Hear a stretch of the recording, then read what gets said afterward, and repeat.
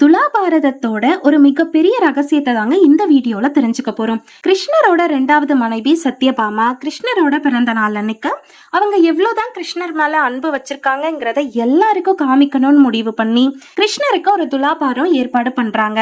அதுல கிருஷ்ணரோட எடைக்கு சமமா வெண்ணையோ நெய்யோ அரிசியோ பழங்களோ இல்ல தங்கமோ வச்சு ஊர் மக்களுக்கு கொடுக்கறதுக்கு ஏற்பாடு பண்றாங்க. அதுல பெஸ்ட் எதுன்னு சூஸ் பண்ணி தங்கத்தை எடுக்கிறாங்க.